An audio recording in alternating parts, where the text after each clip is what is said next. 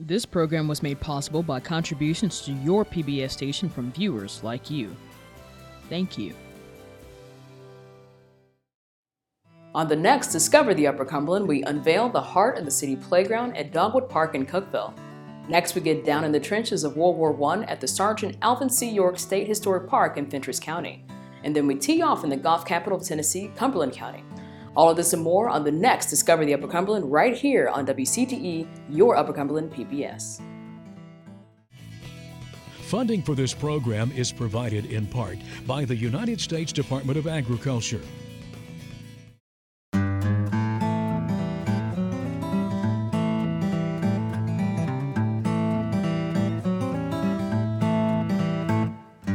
Welcome to Discover the Upper Cumberland, the series, where we explore our region of Tennessee. I'm your guide, Desiree Duncan. Thanks to $500,000 raised and thousands of community volunteers who built the playground, Ashley Swan's 2013 vision of building a playground in the heart of Cookeville has come into fruition. The Heart of the City Playground is the only playground of its kind that is all-inclusive and fully accessible to children of all needs. Producer Daniel Duarte takes us on the play date to Heart of the City Playground in Cookeville.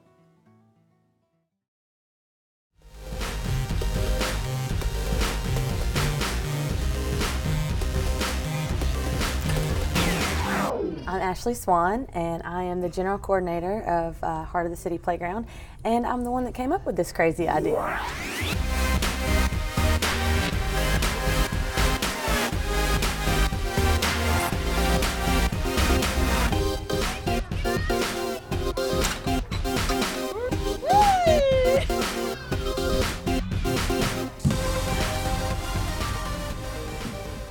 It all first started, I guess, back in October of 2013. A group of us moms had went to a playground in Lebanon, and they had this big, awesome playground. And I said to one of the moms, I said, why do we not have a playground like this in Cookeville? And the other mom said, someone just needs to build it.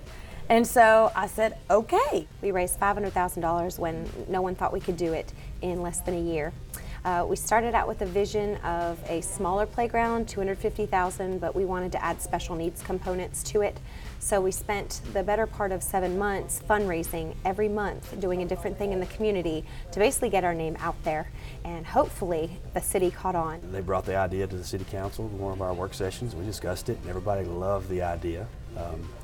And then we voted to move forward with it to make it more official. And then they took it and ran with it from there. And then the next council that was voted in August of 14 picked up right where we had left off, and they were completely supportive of it, and they did a lot of heavy lifting as well. I think I really like the Rogue Eiffel Tower. That was probably my favorite. Because when you got to the top, you could feel the wind blowing on your face, and it felt really good.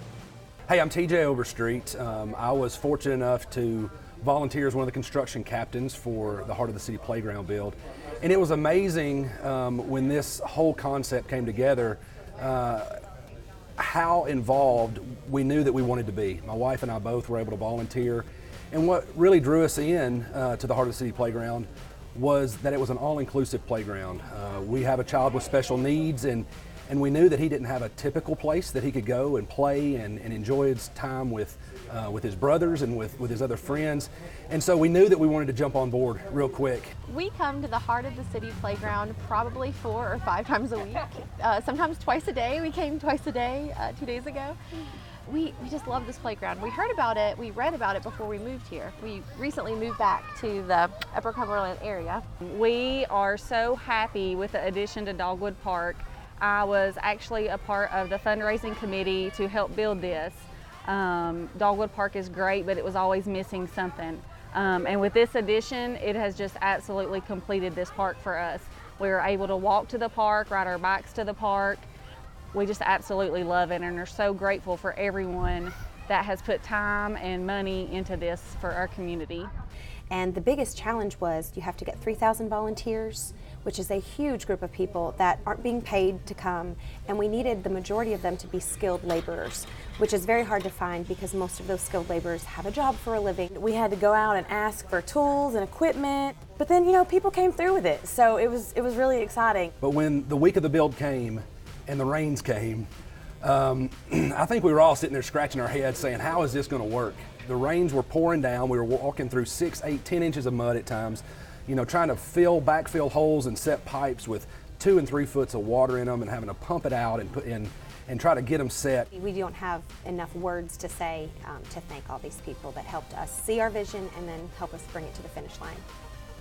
And we climbed like fluid.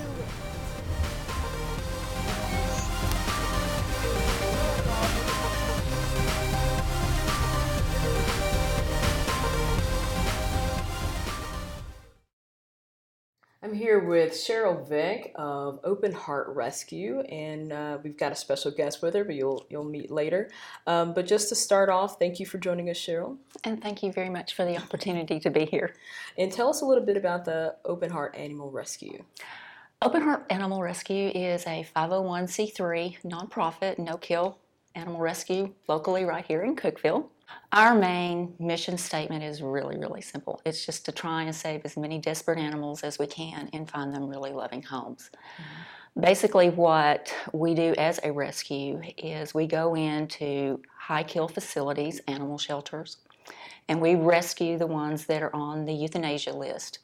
They can be on there for lots of different reasons, that they're overcrowded, they don't have space, or they have been labeled aggressive, they could be feral, they could be sick or injured. Mm-hmm. I take a lot of senior dogs, I take the blind, the deaf, the less adoptables, which also include a lot of pit bulls.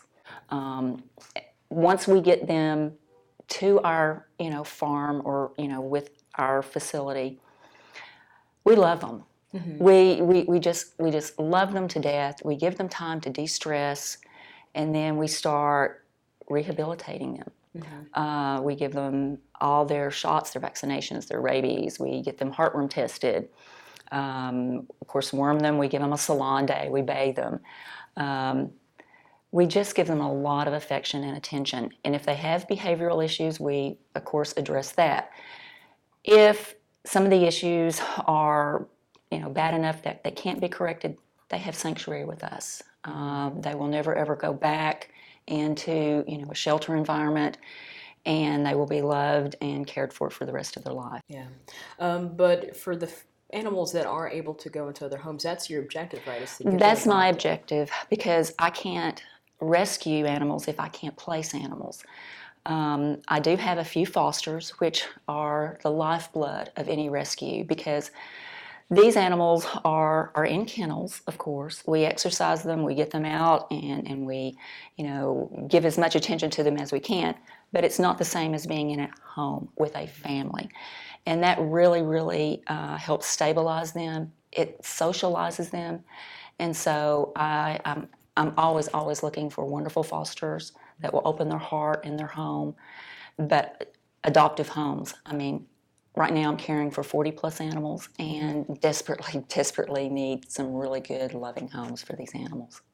And speaking of which, you have a very special dog with you. I do. This little girl, she is so special.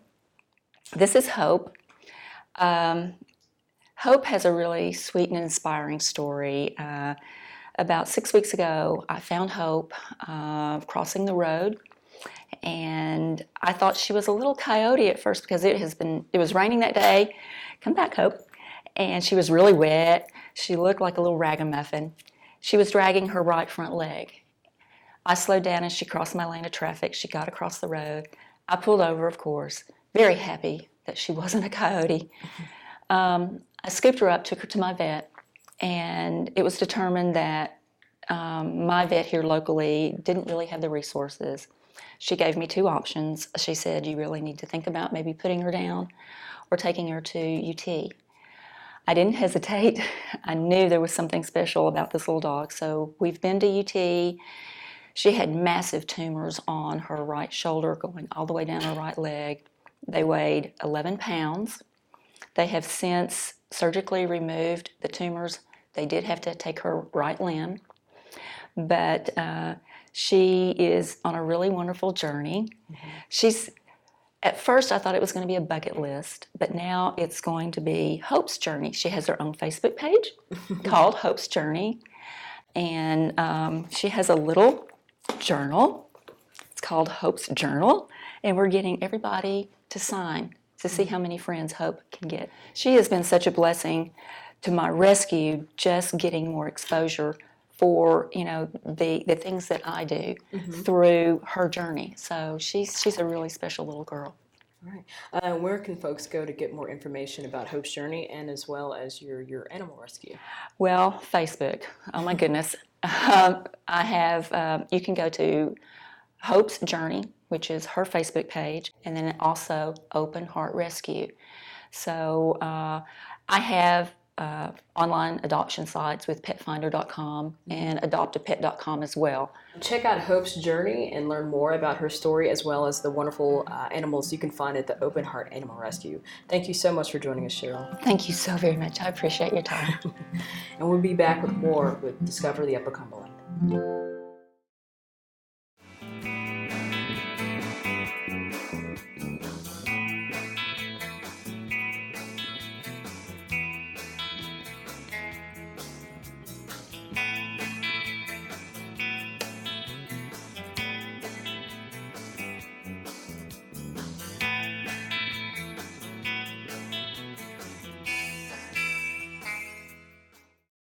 If you always wanted to know what it was like for soldiers during World War I, then you can take a trip up to Sergeant Alvin C State Historic Park in Pall Mall, Tennessee to walk through the newly constructed trenches. Historians and reenactors were recently on hand to demonstrate living history of what soldiers like Sergeant York experienced during the First World War. Producer Logan Hartman takes us down into the trenches at Sergeant Alvin C State Historic Park. My name is Josh Wagner. I'm a park ranger with Tennessee State Parks, and we're here at Alvin C. York State Park as part of the state of Tennessee's commemoration and education efforts as part of the First World War. Tennessee's involvement began in 1917, and specifically Alvin C. York played a major role in that war and being the recipient of the Medal of Honor. And we're here today at that park with the first opening day of a recreated trench system we've constructed that hopefully the public can come out and see firsthand what warfare was like during the First World War for Tennesseans. Trench warfare develops out of necessity due to the technology that's being utilized during the war. So the bringing about of machine guns, heavy artillery, things like that, made men had to go deeper into the earth to protect themselves. So really beginning in 1914, in Europe, before the United States was even involved in the war, trenches began being constructed across the continent. At times, these trenches would stretch for tens and tens of miles, crossing across massive amounts of countryside in France and Belgium. Normally, they would be constructed at least 5 or 6 feet into the earth, with 3 or 4 feet in width so men can move up and down the trench systems. Today, our trench replicates a style that was more common around battlefields like Verdun and the Somme. Construction of the trenches would normally involve heavier equipment than the shovels we're using today. The soldiers would have been issued larger shovels, but each man inevitably was issued smaller shovels they carried on their back all the time. These smaller shovels would have been used whenever they needed to dig. So if they couldn't bring up larger equipment, the small shovels had to suffice and would be used to dig trenches even as large as what we have here today. Dugouts would have been pretty common in trenches built to this scale because men would have had to have places to sleep safely. So you can imagine 20 or 30 men rotating shifts being on watch over the trenches, and the rest of the other 20 or 30 guys being asleep in the dugouts. The Germans were known for building incredibly large, intricate dugouts that would hold 100, 150 men, something like that. So very, very large scale operations. Trenches would have been utilized for carrying messages. So a communications trench may run 100, 200, 300 yards back behind this section to a whole nother trench network. So that way messages could travel back and forth without anyone ever being exposed to the enemy's fire. My name is Travis Dover. I'm the park manager here at the Sergeant Alvin C. York State Historic Park.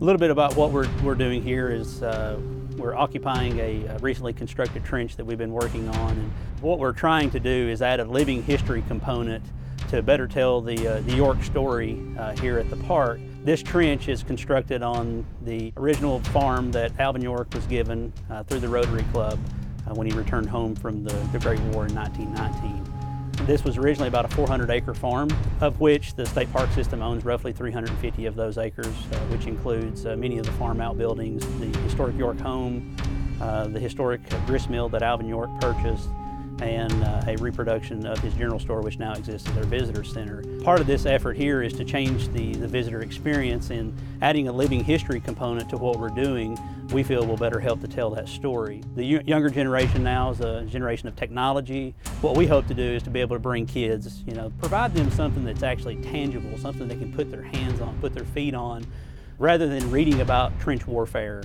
in a book or someone telling them the story. They can come to the namesake of the most famous soldier from the Great War, Sergeant Alvin C. York, Congressional Medal of Honor recipient, and they can not only see the home that he was given because of those actions and things that he did for his country and for his community, but also they can see something firsthand that allows them to get a better idea of what those situations were that those guys were living and fighting in almost 100 years ago. I'm joined with Cindy Taylor of the Upper Cumberland, Tennessee Reconnect community. And thank you so much for joining us. Thank you so much for asking me. I'm thrilled to be here. Now, this is a new organization that's starting in Upper Cumberland, and you're the first directors getting it started. Sure. Tell us a little bit about that. Well, it's really part of the Tennessee Reconnect umbrella. So it is for all adults in the state of Tennessee, that 55% of them will have some type of certificate, diploma, or degree by the year 2025.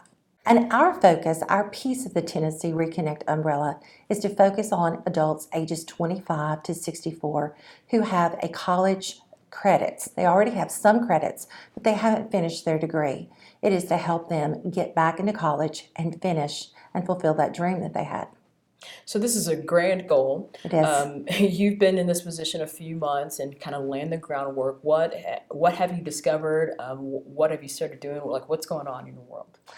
Wow, what's going on in my world? It's pretty amazing what's going on. I'm getting to connect with people that thought that they had lost their dream, that thought that going back to school just wasn't possible for them. There are a lot of obstacles out there for adult learners. Most of them work. Most of them have families. Most of them have commitments and ties to our communities. And so they're not going to pick up and go to school in Nashville or Knoxville. So we need to find a way to help them overcome some of those obstacles. It might be transportation. It might be finding an online class that will work for them, or a distance learning class. It may be that they don't know that they could go to TCAT, which is the Tennessee College of Applied Technologies, for free right now. And as well, we are really excited. In front of the legislature right now, there is a bill that says, and we hope it passes, that 2 years of community colleges will be paid for as well, starting next fall. So money is not quite the obstacle that it was.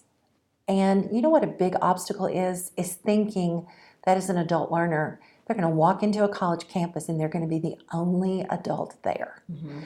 Not true. At Tennessee Tech, 48% of the population, that's almost even, are adult learners ages 25 and older.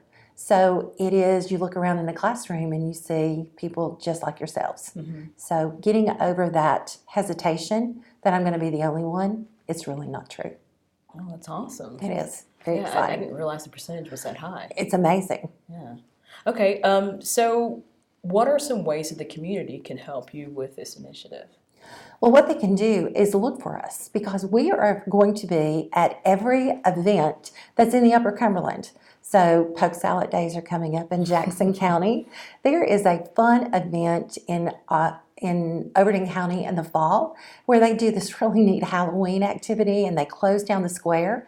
We're going to be there.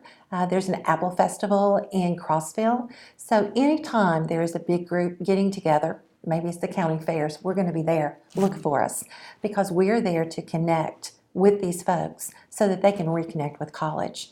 As well, they can go and look at our website, www.ucreconnect.com.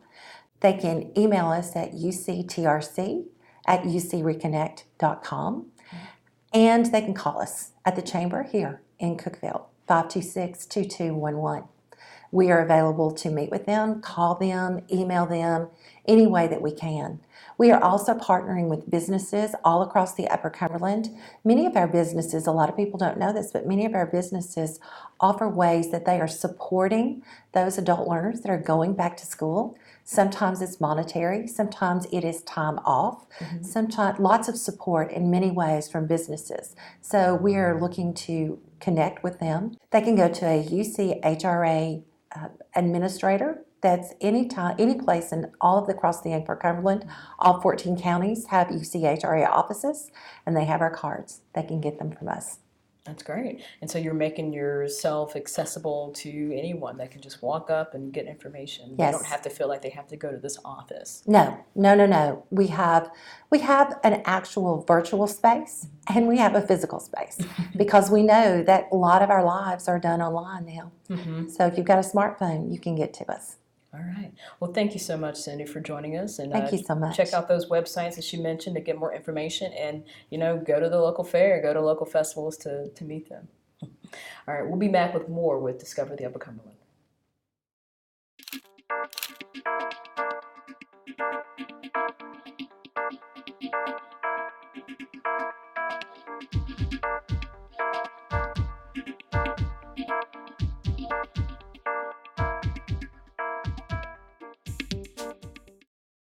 Cumberland County is known as the golf capital of Tennessee with the most golf courses per capita.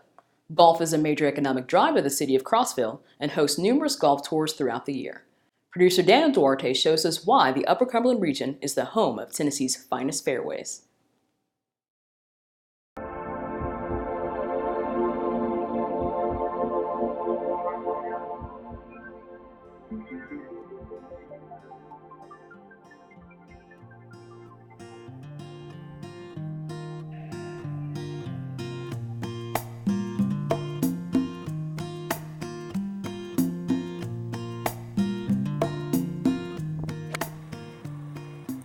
Crossville is known as the golf capital of Tennessee really because it has 10 golf courses and really has the most number of golf courses per capita, more than anywhere in the state of Tennessee and really across the country. So it's really one of the main reasons why we chose to have our championships here in this community. Just the rallying of support all the way from the city government to local business owners to volunteers to come out and help us conduct the championships.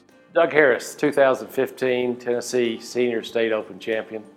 I've been coming to Stonehenge, the Crossville area, for over 30 years competing, everything from the State Open to the State Cup matches. And I've got to say, it's probably one of the best places I've ever been as far as tournament. The volunteers that they have just make this tournament so successful. No matter what tournament there is here, it wouldn't be possible without all the different volunteers. Tennessee Golf Association was formed in 1914 primarily to conduct championships, and since golf is such a main economic driver of this community up here, it was only natural for us to bring one of our championships to this community. And our competitions typically bring in players from all across the country to witness the wonderful hospitality that takes place here in the Crossville area. I'm Allison Brown, Director of Women's Golf for the Tennessee Golf Association. Just am excited about the 18th Annual Golf Capital of Tennessee Women's Open. It's going to be played at Stonehenge Country Club or Golf Club again this year.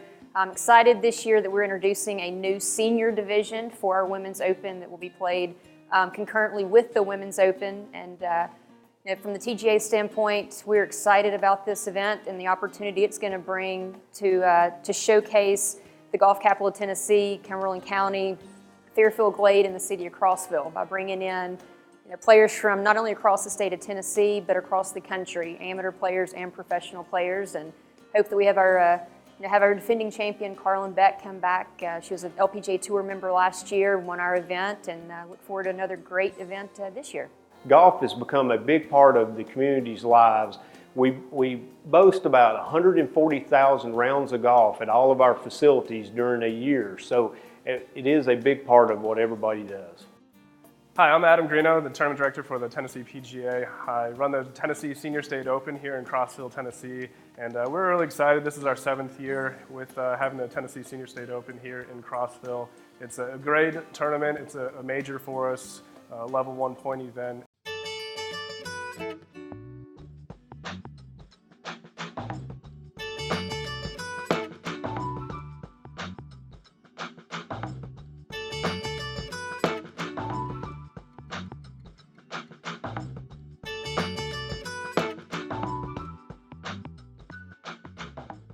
Coming back here every year helps my game improve, no matter to what degree I'm playing at that time. Of course, we've got some of the best players. We got Danny Green, Tim Jackson, Buzzfly, some of the best players in the country that have won USGA events. So to compete against them is an honor. To have my name on a trophy that their name appears upon is just a great honor for me. You get to not only enjoy golf, but the rest of the families are out on the lakes or having a good time and whatever else the city of Crossville has to offer.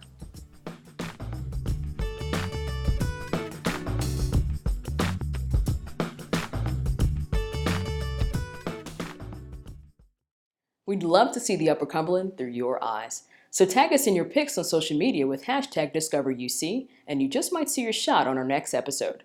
For more info on the show and to catch your favorite segments, visit our website, wcte.org/discover. Also, if you have any topic ideas, email them to discover@wcte.org. Thanks for joining us, and remember to get out there and discover the Upper Cumberland.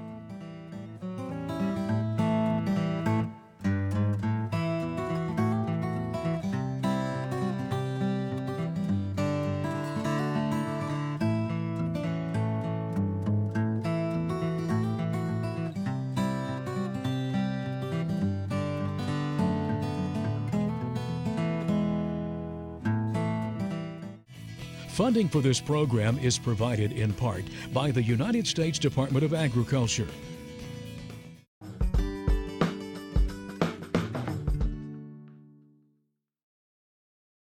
This program was made possible by contributions to your PBS station from viewers like you. Thank you.